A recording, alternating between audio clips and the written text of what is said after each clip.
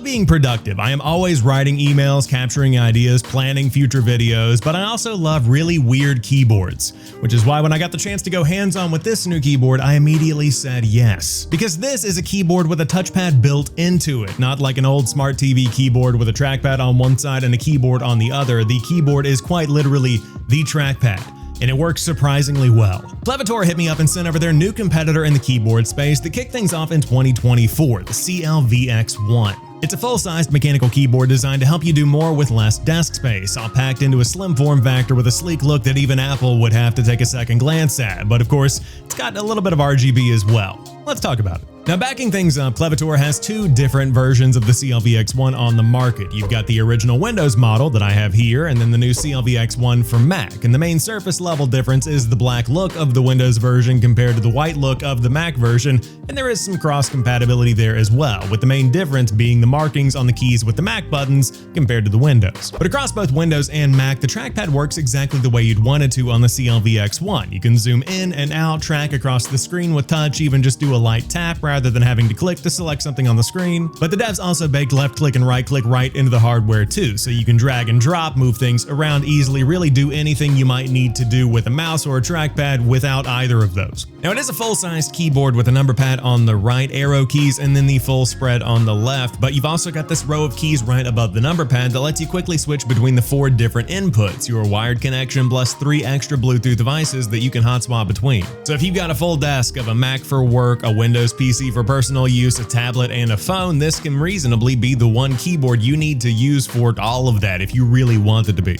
And yes, Bluetooth means the CLVX1 can be a wireless keyboard thanks to its built-in battery, and with the backlight on, they say you'll get between 8 and 15 hours of use depending on the brightness. With the backlight off, that can go all the way up to around 80 hours, which is pretty impressive. That's 2 full work weeks. And that difference in battery life makes sense because the keyboard is packing some pretty impressive backlighting. You've got fully customizable RGB with the option to adjust different colors depending on what region you're looking at. You can change the full keyboard, the touchpad area, so it's more clearly defined at a glance whenever you're trying to use it, and then each side of the row of function keys, since they really serve 2 different functions. Plus, you've got the reactive lighting as well. So if you want your keyboard to be a nice blue and then light up white whenever you type, you can do that. The RGB is an added touch for those that might be interested in adding a little pop of color to their desk or using different colors to more clearly define the general areas of the keyboard, but that semi-subtle design that outlines the touchpad keys, it also does really well if you just want to keep things clean and disable that lighting entirely. Now, like I mentioned, all of this is controlled in the software Touch on Keys. It's a super streamlined experience with a few different menus to work through that help you tailor your experience to the way that you're working.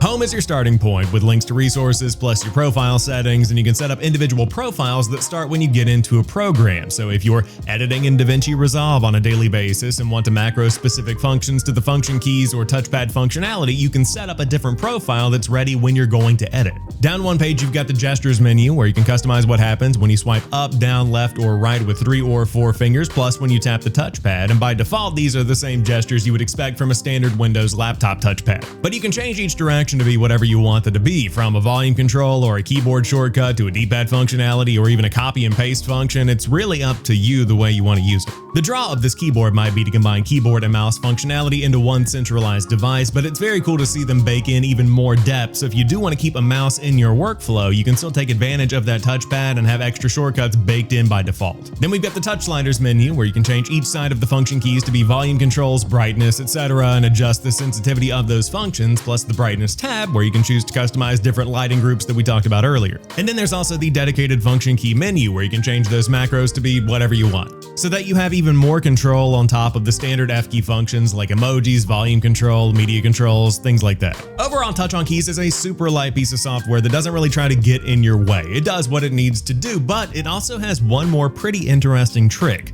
There's also adaptive intelligence. Now, this feature is baked in to help the keyboard learn the way that you type so that you have fewer unintentional trackpad swipes or gestures baked in. So if you're someone that tends to linger on the keyboard a little bit longer after typing or accidentally brush keys here and there, the keyboard can actually learn your rhythm and motion to bake in when it's recognizing hand motions. And that could be handy depending on the way that you type, but personally, I never had any kind of issue whether it was toggled on or off either way. Now, speaking of being able to toggle on or off, there's also the type only key that's nestled down in the bottom right right side of the keyboard, and that's a way to completely disable that touch functionality entirely if you don't want to use it. Now, transparently, I don't know why anyone considering this keyboard would ever want to turn off the mouse functionality, but it's nice they've added that option and that it's right on the keyboard so you don't have to go into the software to toggle it on or off if you're just trying to plug this in and get some work done very quickly. Overall, after a week of use, I'm very impressed by how seamlessly they've integrated a mousepad into a keyboard here, and I will say you have to be very aware of how hard you're tapping if you're trying to select something on a page, or how much you're pressing down when you're scrubbing through a Word document or a web page, because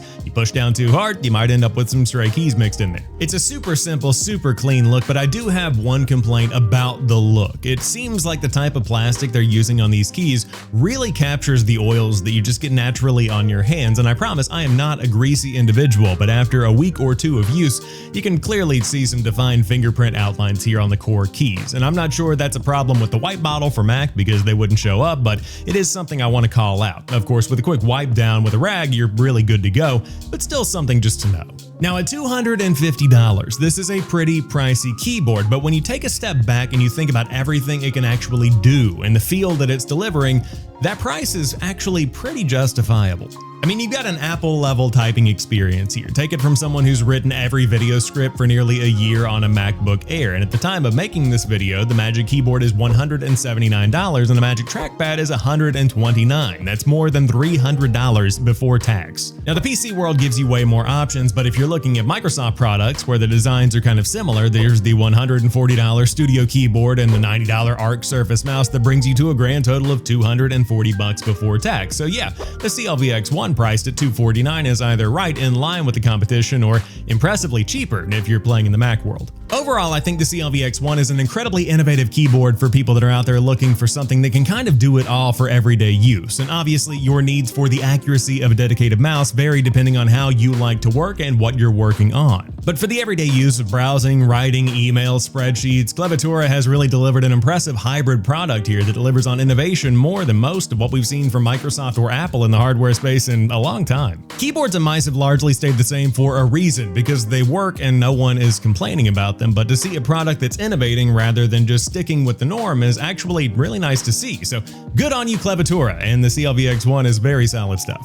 Of course, if you do want to check this out, you can find more info at the link down below, and you've also got the Mac model as well if you want to go check that out. They just finished the Kickstarter, it's all coming together, but I really appreciate the opportunity to check one of these out and go hands-on early for a review, because I think this keyboard has a ton of potential in the years ahead. And of course, if you're new here and you like what you see or what you hear, hit that subscribe button for videos like this every week and gaming news shorts throughout the week to keep you in the loop, and I'll catch you on the next one.